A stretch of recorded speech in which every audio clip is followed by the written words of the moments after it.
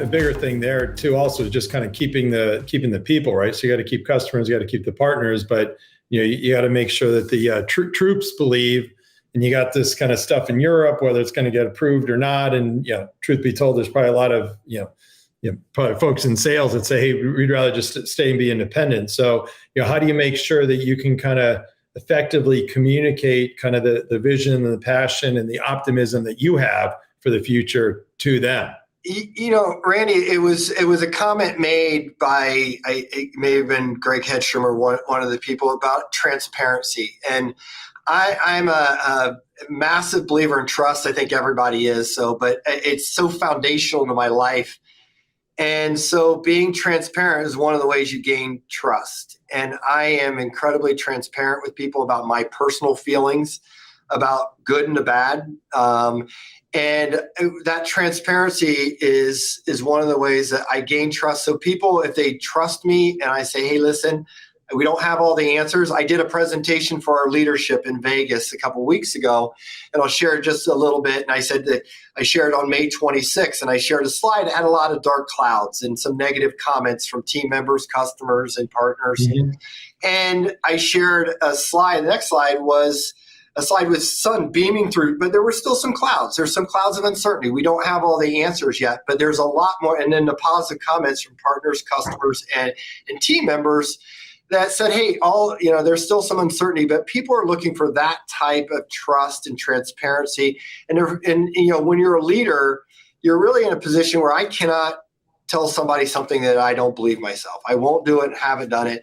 And if I don't believe in it, I'll tell people, but I've been, asking people to be at least open and optimistic and not, focus on negatives or assume the worst. And in that, I think we've had a pretty good run. In fact, I've been really proud of how many people have said, hey, I want to give this a shot. And we've retained a vast majority of our entire team members. So.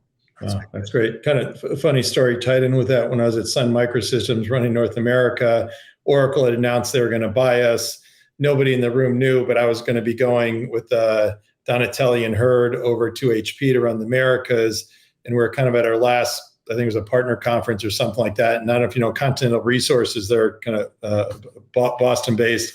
And basically they tricked out everything. So I had to wear this thing, the sun will come out tomorrow. And they gave me some Holy Temple wig or whatever it is. So I felt like such a schmuck because I'm, number one, singing the song, which is lame. And I'm trying to give everybody optimism, knowing that I'm going. But, the point is being transparent and, knowing that you're going to stay. I wasn't inferring anything else in there for sure is so great. And then actually here we have, sorry, Jonathan here, I've been missing you. So anybody that is watching or listening, feel free to make a comment. We love questions. I can always ask, but I'm sure lots of you have some great questions. So Jonathan Copeland said, howdy, Dan and Randy. Then he goes on to say, Randy and Dan have been there in those data center floors as the engineer. I don't know if I quite say engineer, but also thanks to the sales teams for the food. Recently rejoined sales and VMware as part of the hyperscaler cloud team as a staff cloud solutions architect for OCVS. So it sounds like he's a. Oh yeah, well, welcome. Yeah, that's our partnership with Oracle, and welcome Jonathan to the team. There you go. Love being back in the pre-sales sales side. And then he goes on to ask a question. Dan, what do you think of the recently patented method by VMware of the OFA, outcome-focused approach process? If you know about that. Yeah, I'm not intimate.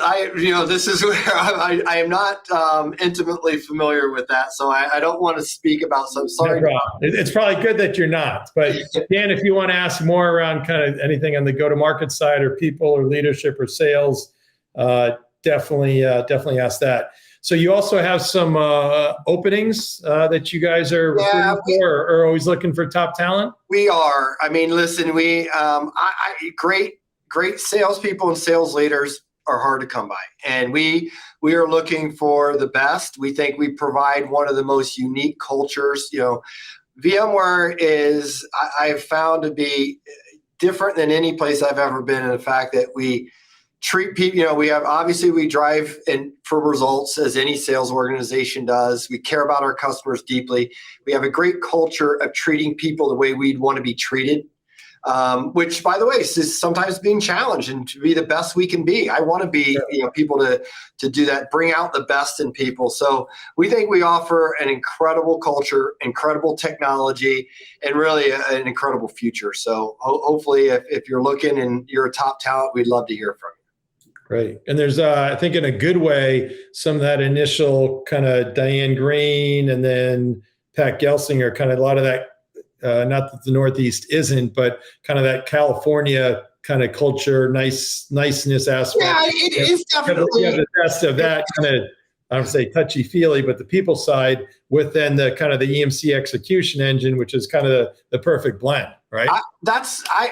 You said it better than I could, Randy. That's exactly what I was getting at. If you could find some balance sometimes and find the best of all cultures, I think that's how you create a new, better culture. Awesome. All right. So Jonathan, thanks. And any others watching along, feel free to comment, heckle, ask any questions as well here. Dan Zugelder, SVP and GM of the Americas Sales at VMware. So recently you said you had a great week in Vegas with the sales leadership team. How's that? Well, I guess it starts with the whole remote thing for most people. I think they've been it was tough for everybody, and I think everybody made do. You had no choice, so you did what you had to do. But most of us did not like it, and I don't know too many people that said they did. So with that, we hadn't had a leadership meeting. We had actually canceled our kickoff. The day before, on March 13th, we started flying everybody into Vegas on that. No way. That was like when the shit hit the fan, right? It hit the fan. And we literally canceled on a Friday and had to turn around and deliver a kickoff days later, remotely or virtually. And, so it was 2019 since we had our people together in a big group. So having everybody together, I got to tell you, the energy, Randy, off the charts. I mean, it was so good. I'm a hugger, just giving people a hug and, just to see people again and to, this works. We're doing something in video. There's nothing better than having a group of your leadership team. I've been fortunate to be with these people for 4 or 5 years now.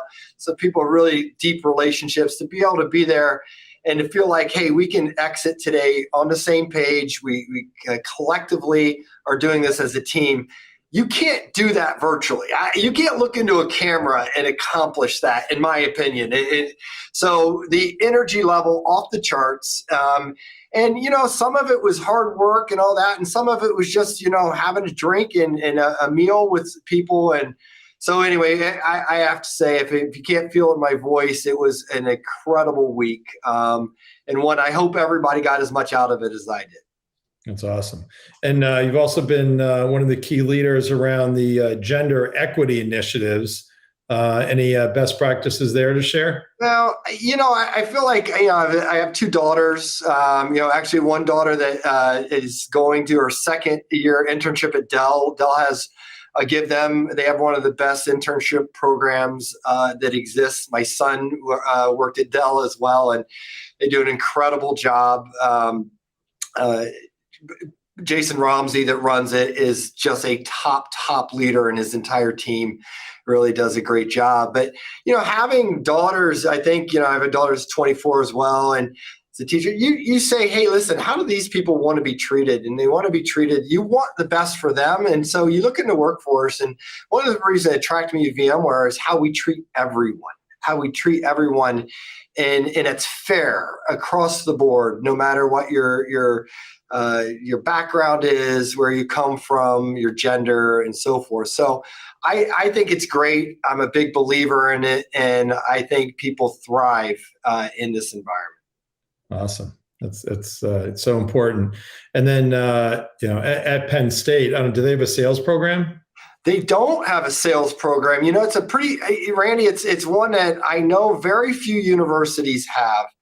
And I know there's been some people that are closer to this than I, but I am disappointed by it because I believe we are in a profession that takes knowledge and skills. And I think it's disappointing. First of all, I'm hoping you as well. We've all been very fortunate to be in this profession, and one, it's allowed us to take care of our families and so forth.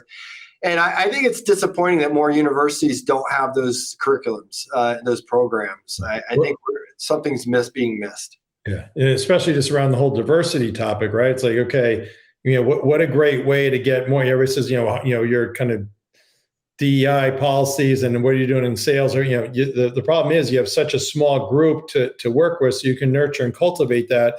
But what about if you can go back in the schools and you can have that pile of people be that much larger, and then you're cultivating, nurturing much larger population, and then they go back and tell their friends, and then things continue to go and grow.